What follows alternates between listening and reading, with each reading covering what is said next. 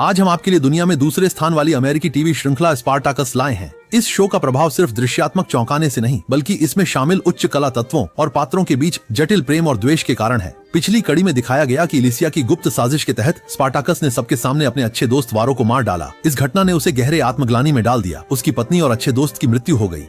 इस घटना ने उसे जीवन से वंचित कर दिया। वरो का शरीर शांत लेटा देख स्पार्टाकस के मन में भावनाएं उमड़ रही थी। वरो की पत्नी ऑरेलिया शव पहचानने आई। उनकी आंखों में निराशा थी। ऑरेलिया ने पूछा, क्या उसने वरो को मारा? स्पार्टाकस जवाब नहीं दे पाया, लेकिन उसकी चुप्पी सब स्पष्ट कर गई। ऊपर से यह दृश्य देखकर बार मालिक भी दुखी हुआ, लेकिन वह असहाय महसूस कर रहा था, क्योंकि वह भी सत्ता के अधीन एक बलि का बकरा था।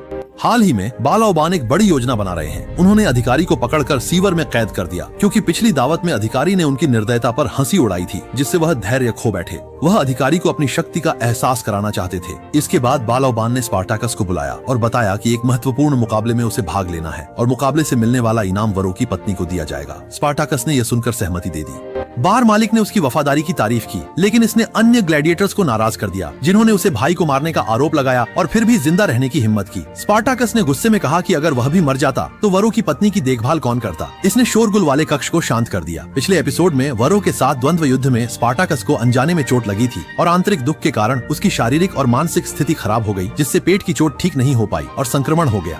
प्रशिक्षण के दौरान वह तलवार भी नहीं उठा पा रहा था। स्पार्टाकस को भ्रम होने लगे, जैसे वॉलरो और उसकी पत्नी सुला उसके सामने हो। बीमारी ने उसके स्वास्थ्य को बुरी तरह प्रभावित किया। न्यूमेरा, जो बॉस के कहने पर उसकी देखभाल करने आई थी, ने उसके बिगड़ते घाव को देखा, लेकिन सभी की नजरें पोम्पेई की लड़ाई पर थीं, जो जल्द ही शुरू होने वाली थी। परंतु उसका शारीरिक हालात प्रतियोगिता की मांगों को पूरा करने में सक्षम नहीं लग रहा था। सोच विचार के बाद बॉस ने फैसला किया कि स्पार्टाकस की जगह क्रेस को मैदान में उतारा जाए।